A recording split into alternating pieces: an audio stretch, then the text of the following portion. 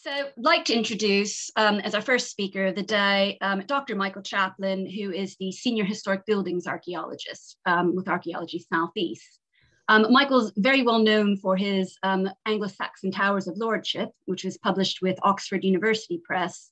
And this is work that stemmed from his PhD thesis at UCL. And it's Michael's work on elite power and cult in the early medieval landscape, and also theoretical approaches to historic buildings, which are very well known, certainly in academic circles. And very recently, he's come into the post of being cathedral archaeologist for Chichester Cathedral, which is, of course, the subject of his actual talk. So, Michael, I'd like to give over to you and your deep time perspective. Thank you, Anne. Let me just put the slides on. I will share the screen. Pom. Can everyone see that okay? Mm-hmm. Wonderful. Right, well, let's get started. So thank you very much, Anne, for asking me to come and talk to you all this evening, this morning rather, and apologies for the slightly gnomic title of the talk.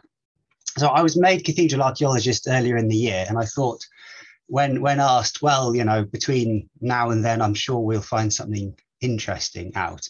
But what with one thing and another in the year we haven't actually had much archaeology done at the cathedral. And what we have had done has been fairly small scale and inconclusive. So instead, what I thought I would do is follow a line of thought that's been in my head for a wee while now, and try and take this cathedral at Chichester and see how early I could trace the origins. And I think in following that thread, it potentially leads somewhere quite interesting, but I would be genuinely quite grateful to see if any of those assembled here have any thoughts on this, because it gets quite speculative. So Chichester Cathedral, founded 1075, but it wasn't the origin of the Diocese of Sussex, obviously. So Chichester is in the west of the county.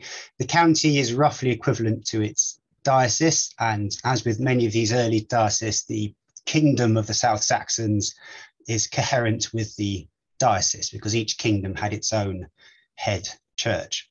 This is going way back into the 8th century. So Chichester here, but the origins of the diocese, as many of you will know, are down here in Selsey. So this is the Selsey Peninsula, about 4 miles south of Chichester. And the original cathedral was established here, just next to Pagham Harbour. So what I will do basically is answer the question, or try and answer the question, why on earth did they build their cathedral down here? And why did it take them 400 years to put it what to modernise would seem a much less remote and more sensible location up in Chichester? So, oh, by the way, Anne, is this Zoom bar interrupting the slide at the top? Or is that just on my screen? No, it's just your screen, I think. That's my screen. Okay, fine. I'll plow on. So if you go to Selsey nowadays, and the site of the cathedral was almost certainly here at Church Norton. I mean, basically, you would never know that there was a cathedral on this site if you visit now, because all that's left is just the chancel of the later medieval parish church that replaced the cathedral when the cathedral moved to Chichester in the late 11th century. And that's it. You know, it's a fairly quiet and remote spot, with very little archaeology done actually on this site. So what we know about this cathedral as it was, you have to picture it in your mind, is again, practically nothing. You have a Tudor painting hanging in the present day cathedral, which depicts the parish church at some point in its existence. But whether this has anything to do with what the cathedral itself at Selsey ever looked like is uncertain. And you have this seal, which is convincingly Carolingian in form, with a nice stage timber spire and everything you would expect from Middle Saxon cathedral. But we have no idea whether this quite late seal, much later than 1075, is actually depicting anything from life. It may just be quite generic. So the only thing you can now see or touch from the Anglo-Saxon cathedral, and it's 400 years of immense power and existence is 4 stones set into the war memorial at Selsey, which is themselves late Saxon interlace decoration. But this is it. Very little to go on. But what we do have is the landscape setting, which is what I'll be talking about. So just a bit of sort of background information. I'm sure many of you will be familiar with all this stuff, but the conversion of the Anglo-Saxon kingdoms, which were of course pagan when they were established, comes in 597 when Pope Gregory sends a mission under St Augustine to convert these pagan kingdoms. And there were many kingdoms at this time, not just one unified kingdom of England. That was much later, a kingdom being roughly equivalent to a modern day county in many cases, such as Sussex. So St Augustine pitches up in Kent in the first instance, and Canterbury Cathedral is established there, which is why that is now the mother church of all England. And then on the mission goes, converts the East Saxon foundation of St Paul's Cathedral, 604, on to convert the other kingdoms, founding cathedrals as they went. And this is a horrible oversimplification of a much more complicated story, but by about the 670s, all of these pagan Saxon kingdoms had been nominally converted to Christianity in their cathedrals and dioceses in one way or another established, until you have one left. So this is a kind of traditional picture of what happened from roughly contemporary sources. So last pagan kingdom, Ethelwald, the king of Sussex, has a visit from St Wilfred, who is a northern bishop, but an extremely influential political mover and shaker of the 7th century English world. And he comes down and establishes a monastery at Selsey, almost certainly Church Norton, converts the king. The monastery is built on a royal site, on a royal residence, and comes with its estate, which becomes the sort of core of the holding of the later cathedral. And then within 20 or so years, it's properly established as a cathedral with its first bishop. And so that's all very straightforward. And when Bede describes this place, which is Selsey, so the island of the seals, I meaning island and Sel meaning seal, he says it's surrounded on all sides by the sea, except for a short patch of land to the west connecting it to the mainland. So this is an island site. There's been massive coastal change here since the early medieval period. This is probably a bit more like the landscape looked in the Roman period. This is the modern day coastline, and here is the island of the Seals with our cathedral church established up here next to Pagham Harbour, more or less. So this is an island promontory sticking out into the English Channel. And in sort of older attempts to explain why they put it down here and not 4 miles to the north in Chichester. So here's our island of Selsey on an early map here, and there's Chichester. Why did they put it down here? So the obvious explanation is the one that Bede gives, a contemporary historian, and he says essentially this is where the king had his residence, and so this was a convenient place to put it. But he is the king. He could very easily have placed it in Chichester. And if there's one thing we know about Wilfred, was he was an absolute flag bearer for this Roman Augustinian mission of 597 and later, which I shall come on to in a bit. So the king had absolute agency to place this cathedral wherever he would. Chichester would have been the obvious place, certainly for Wilfred. He instead chose to put it down here.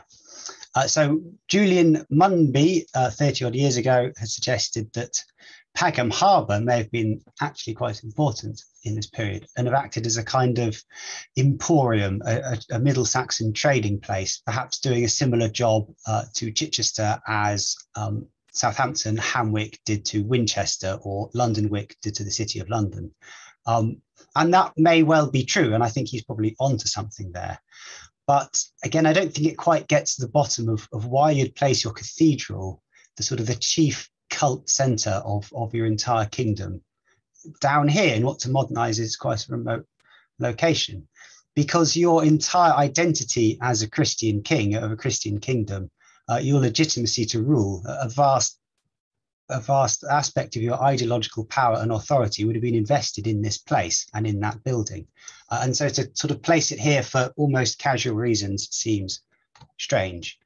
So as I say, one of the things we know about this 597 sort of 7th century conversion period from the Pope is that these early cathedrals and these early kingdom kind of cult centres were built in Roman towns and Roman cities. It was a heavily Romanized expression of Christianity. And so you built your basilican-looking churches out of reused Roman stone in the middle of whatever Roman town or fort was available in the kingdom that you were converting at the time, from Canterbury at the start onwards in almost every case.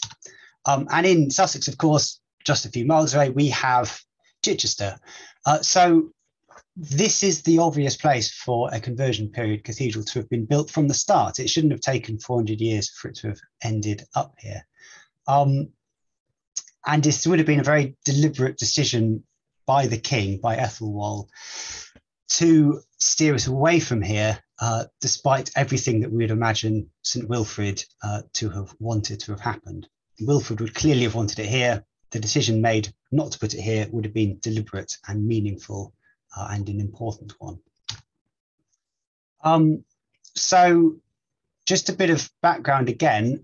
Here's our pagan Saxon kingdoms in the south and the east in the 7th century, which were converted under St Augustine.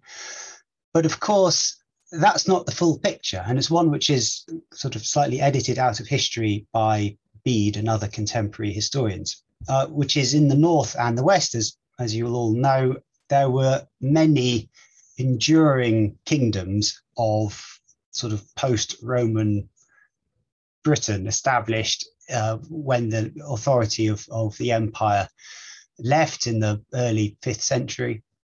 And these kingdoms, in many cases, in what's now Wales and the West, and in Cornwall and up in Pictland and in the north, these were Christian, and they had been Christian either since the departure of Rome or because they were themselves converted from Ireland.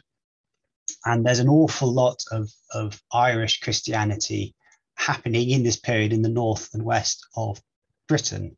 So the sort of hokey old name for this was Celtic Christianity. It seems to be lots and lots of very lively insular churches, British churches, Pictish churches, Irish churches.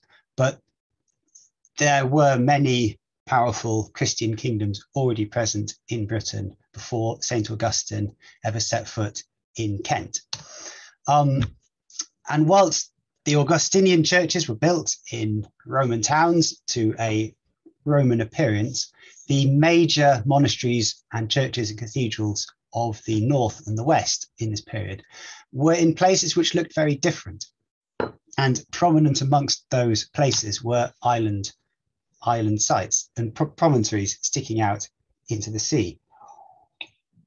So I'll just hurtle through a few obvious and famous ones. So here is Tintagel, a 5th century important monastery and power centre of the British Kingdom of Dumnonia, which became Devon and Cornwall.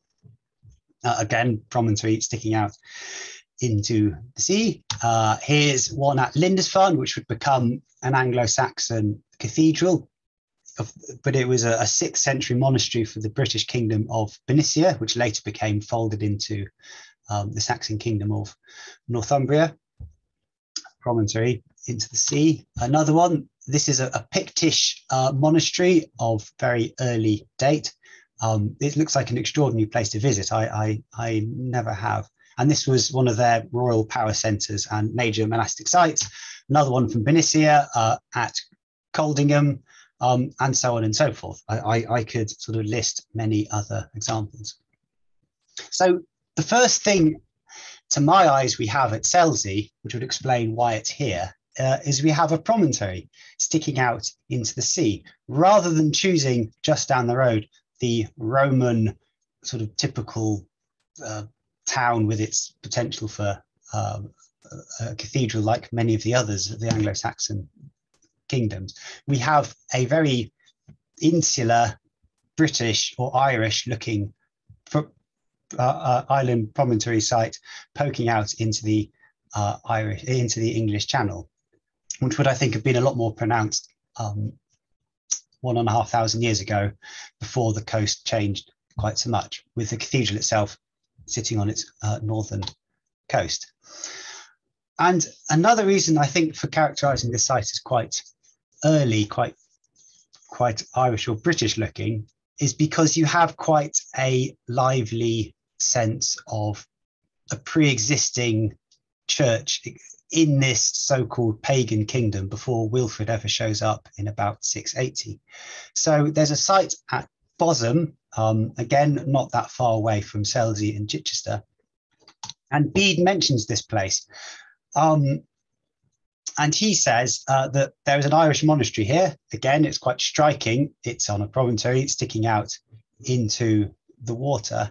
And Bede says that there's 5 or 6 monks here, and essentially they're all useless, which may or may not have been true. But if there's one thing we know about Bede, was he was a cheerleader of this Roman mission, and he had extremely little time for any of these pre-existing British and Irish churches and kingdoms which existed in the north and the west long before the mission of Pope Gregory.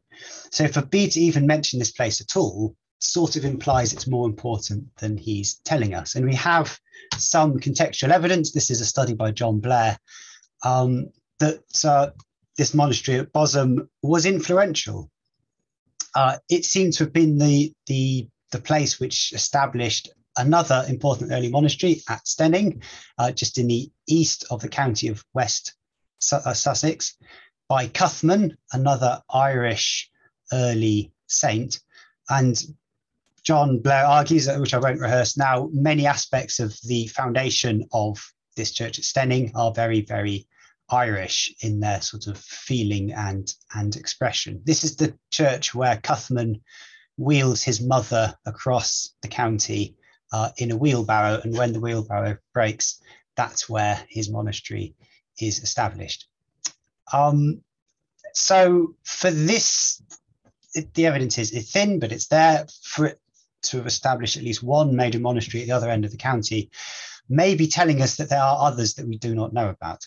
It's a bit of an imponderable, but we can at least get the sense that Bosham was not a tin pot Irish monastery in an otherwise pagan county. I think it might have been quite an important place, expressive of at least a lively sense of Irish and British Christianity happening in that part of the world at that time.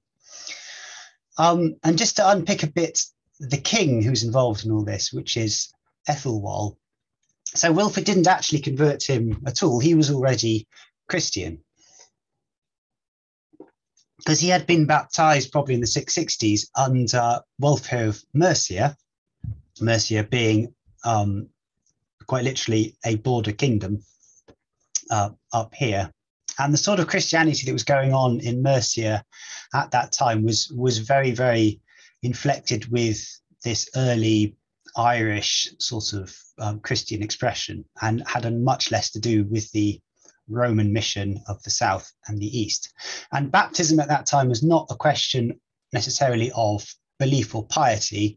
To be baptized one king to another was to accept the overlordship of that king. So Ethelwald became a sort of sub-king of Mercia. It's a political thing in that period. And then he does another political thing, which he marries into the royal family of the kingdom of the Huiche, which is another dependent kingdom of Mercia at that time. But it's also one of these pre-existing British kingdoms from the post-Roman West.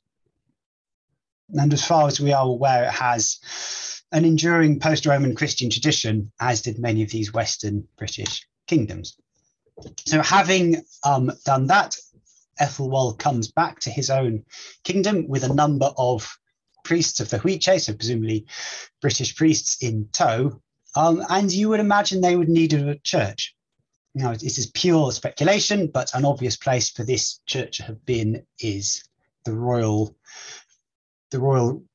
power centre and estate at Selsey, because that would help explain why, when Wilfred turns up 20 years later, he found, or perhaps already encounters, a pre-existing church in this very British-looking peninsula sticking out into the sea, and why that is chosen as the site of Wilfred's attempts to bring this Roman mission to Sussex, because it's already a fact on the ground. And it's quite striking again that one of the priests, one of these presumably British priests that come back from the kingdom of the Huiche, later becomes a bishop of Selsey.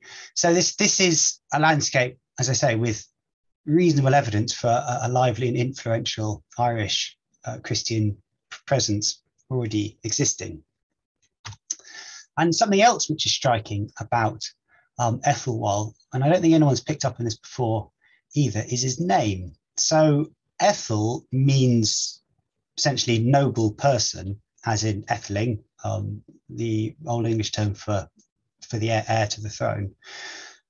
And Wal means something like Romanized British person, as in our word for Wales, which is a sort of an Old English term for those British kingdoms in the West, or indeed Cornwall. So a reasonable interpretation of this name, and I've had this checked out, could be something like Romano-British nobleman, or at least a king whose identity, if not his ethnicity, was Romano-British.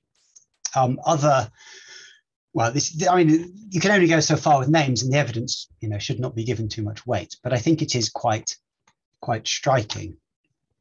And what's also quite striking, this is fairly old research here, but I think this archaeological pattern is still current, is that pagan Saxon activity in the county is heavily biased towards the east.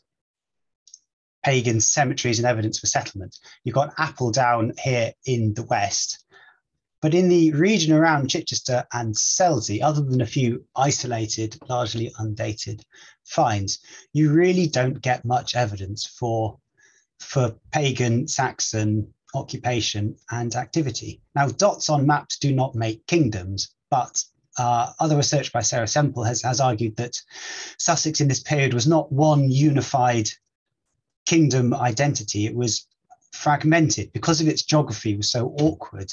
It was fragmented into a number of smaller kingdoms going from east to west.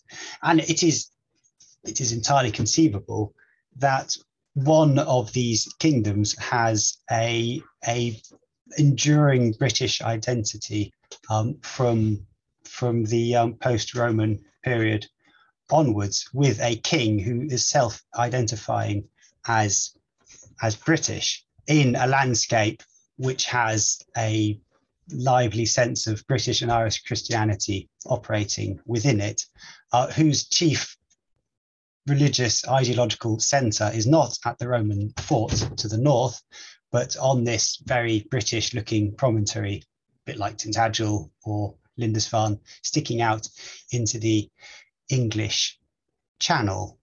So if you buy that model and you accept that there may well have been a British or Irish Christian presence existing in Selsey long before Wilfred ever got there, maybe it was established by Ethelwald in the 660s when he returned from the British West with his train of priests.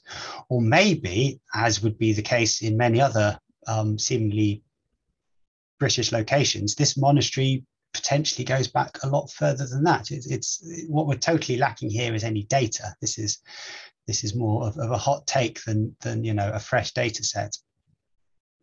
But we may have a late glimpse of a British kingdom with its chief religious centre at Selsey, which would explain why this late cathedral at Chichester has its origins in this very weird place on the coast. And just to take it back even further, this is an interesting article by Martin Carver, and he's looking at these early Pictish, British, Irish monastic sites on promontory forts and islands in the context of his excavations at Tarbert, a Pictish site in the north.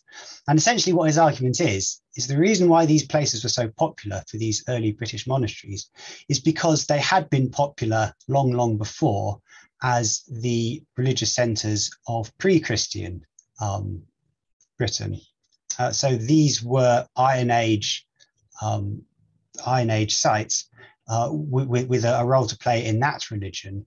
And he further argues that many of the expressions of this early British Christian church, such as burial, the cult of relics, the tonsils of priests, monuments, the reckoning of time, architecture, all sorts of things, again, in the north and the west, look an awful lot more like they have quite a lot to do with Iron Age religious practice than they do with the Romanized religion that came in the south at a much later period. So if you accept that model, then in looking at Selsey and the origins of Chichester Cathedral, you're potentially going back into prehistory. Here are some sources. Thank you very much indeed for listening. I'm curious to know whether anyone buys this model. Thank you.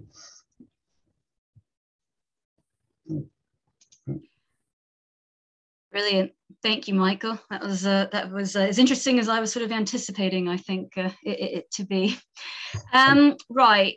Shall we open it up to a couple questions? I can see a couple in the chat already. I don't know whether you'll be able to answer, Michael. It's just generally about the LiDAR in the area. And I, off the top of my head, don't know, other than certainly the 1 meter coverage will have been completed. There might be higher resolution being along the coast. I mean, have you yourself looked at aerial photography, particularly, or LiDAR for, or is it even of any use, I suppose, is where the question's going, yes.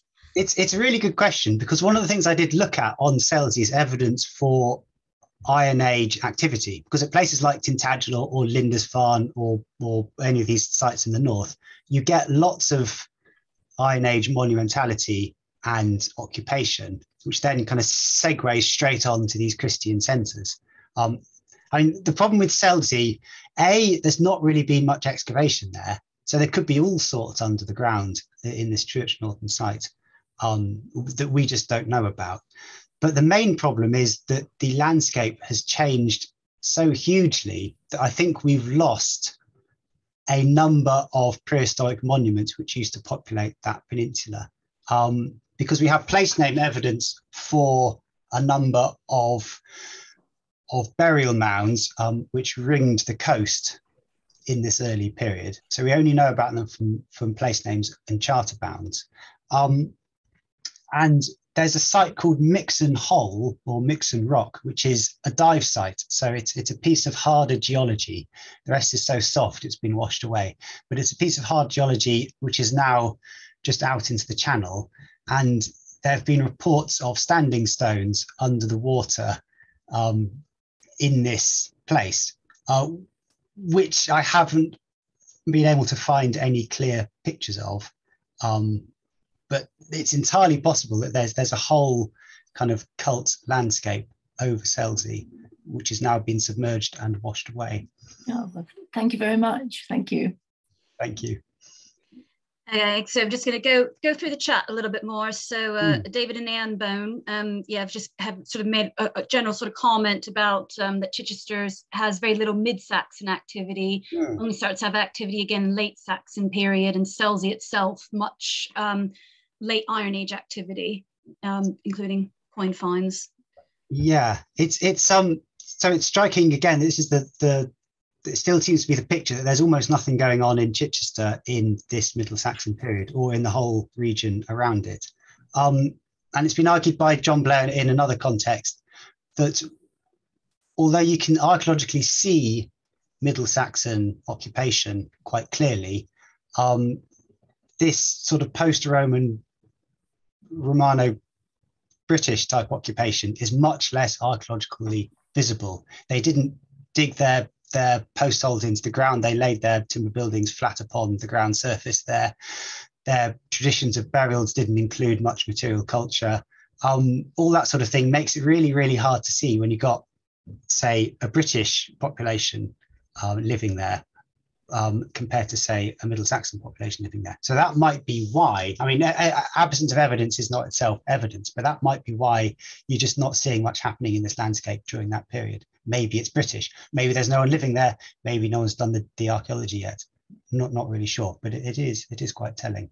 And there is quite a lot of late Iron Age coin activity in Selsey, that's true. So have a question about whether Heron Allen has anything to say on this.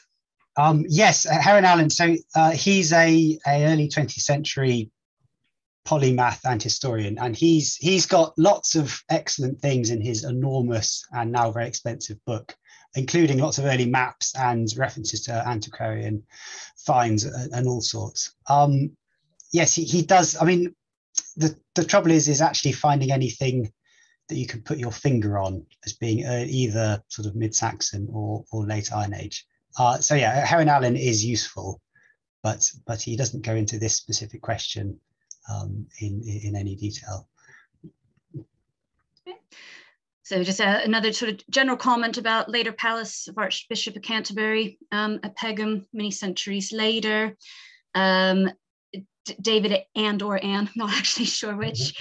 Yes, just wanted to chat later about again the recent article in the Sussex collection. Okay, that's interesting. Yeah, debunking earlier divers' accounts. David Graham has asked about how the motte at Selsey fits in with the cathedral. So that's another very interesting site. So right next to this very fragmentary parish church at Church Norton is a great big mound and a ringwork, which has been excavated by Fred Oldsworth in the 70s, and again, it had been excavated earlier in the century. It does seem to be late 11th century. So it looks like some kind of episcopal ringwork or residence or castle sponsored by the bishops. But then, I mean, the archaeology has been fairly small scale. It's entirely possible that that mound, as with many other castle mounds across the country, is potentially a lot earlier than that. Maybe that is some kind of piece of early monumental expression. The problem is evidence. So I have to just accept that it's late for now. But that would be a great candidate for, say, coring and dating. Maybe it's older. Maybe it's a burial mound that's been enlarged. I've got no idea, but it's a good point. Okay. I've realized it is Anne Bone. And Anne, are you raising your hands to directly ask a question? I really just wanted to sort of to share some of the points that I'd put in the chat and to say that there is so much we don't know. There was indeed the Archbishop of Canterbury had a peculiar based at Peckham where we know the hidage, and we know the hidage that Wilfred is given by King Athelwold in the late 7th century. And I've always wondered about there being something interesting to do in terms of looking at the parishes and the development of parishes in this area. I have to admit, I've never got round to it. But I'd be very happy, Michael, if you wanted to talk further. I'll find your email address at Archaeology South-East and drop your contact details rather than take up conference time now. Thank you, that'd be very helpful. Yeah. And then just another sort of probably final comment just about Sussex not being quite the last kingdom to become nominally Christian, Isle of Wight, evangelized by Wilfred later, 680s. So if there aren't any other sort of questions, I mean, I do have sort of one, Michael, and this is just to go back to your post. What have you been doing in your, but 1 year plus is it now that you've been at the cathedral at Chichester? I mean, has there been much work at the moment that you've been?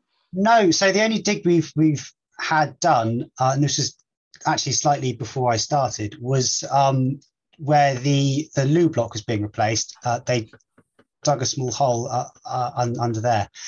And that gave me the opportunity to have a look at some of the masonry of the late 11th century cathedral. And one thing I really want to find at that site is the pre-existing church of St Peter.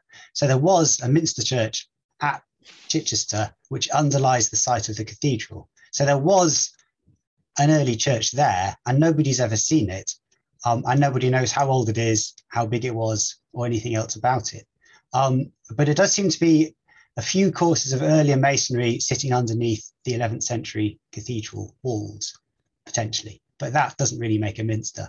But it just shows to highlight that there was a perfectly good church site available in Chichester, which they very, very deliberately decided not to choose for a very long time, which is strange. Which is strange.